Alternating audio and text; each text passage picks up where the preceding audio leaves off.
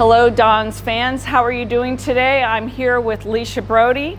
We're ready to give you an update on where we are with the Sobrato Center, and it's really exciting. It's a huge project, and I can tell you, when I first looked in here, these doors were open way back, last year sometime. This was all crazy wiring just going all around. Lisha, you and I talked about, and you explained to me how much work had to go into this project before they actually could start drilling and doing all those things. Can you explain to our fans about that a little bit? Yeah, that's right, Joan. We started construction essentially this past summer, but before construction started, we spent months, many months, relocating decades of infrastructure that had been located under these west side bleachers, because we needed to have all of the electrical, the low voltage, the fire safety, all of that stuff in place, rerun essentially, so that when we demoed the bleachers, we weren't going to compromise any of the functions inside the gym. Right. As you said, we didn't want to have the gym this summer with no lights on, so we didn't want any surprises. I think for me, being a little ignorant on what it takes to remodel a 61-year-old building versus building a new one, it's a massive project. Sure, and much more difficult to identify and rerun all of that than if we were just building new. And honestly, I think it was about 6 months you were all working on those things, because that did impact us in some small ways as well. Sure, we had electricians and low voltage contractors working behind the scenes, and also to try to minimize the impact, because you guys were in full operation during that time, and we didn't want to turn off the lights in more than a small area at a time. Yeah. So Lisha, you mentioned that how we're adding additional space. I understand what we're doing, but our fans out there don't quite, they don't have the real picture of it. Maybe you can explain, by knocking down that wall and going out that way, what we're going to do. Sure, so we're actually adding new space that didn't exist as part of the building in 2 different locations. One is the lower level, which will basically be, a basement level, and that will be a new women's restroom, storage space, and some mechanical space that's necessary to support what we're building. And in addition to that, the west wall that had been existing is getting pushed out about 12 feet all along the side of the building, and that's going to help to create the new club space. Right, so the club space will be up here, and from that old wall, it'll go out about 12 feet. That's right. Yep, okay.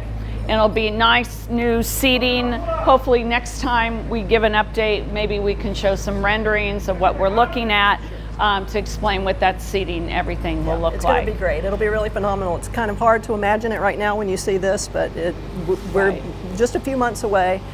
We're hoping to be able to open the doors or to start moving in the furniture in the summer. So we're not that far away from completion. Right. Well, for us, we were all hoping it was going to be here, for this basketball season, or at least by conference time. But as you explained, I know it is a long-term project, and it's very, very complicated. So let's go back a little bit and talk about the video boards, all the work, that had to be put in, the background work to get those video boards up and running.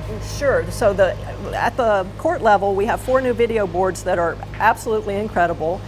We bought them from Daktronics, but prior to the installation, we had a lot of wiring to run, both electrical and low voltage, in order for all the parts to be able to talk to each other and show everything that we want to have shown on the boards.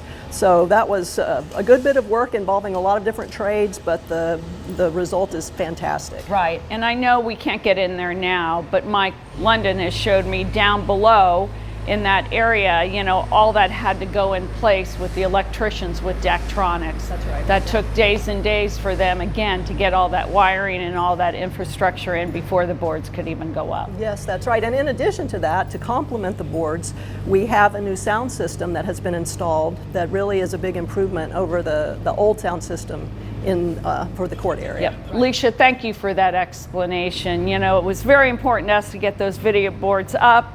Very much important for the fan experience, as we move forward. The new sound system, I think you're going to really enjoy it if you haven't been to a game yet. We've had 2 home games. Hopefully, I know many of you were at the Chase game, and those video boards are extremely huge. But I think you're going to love what we're doing here, and that's a great experience for all of you this year. So to close, just a little summary. We're working very hard. Lisha, thank you to everything your group is doing, and the plan will be that it'll be finished next summer. But in between, of course, we'll be giving you more updates on what's going on here, including hopefully some of the renderings that will be there, like updated ones with the seating and what it is actually going to look like.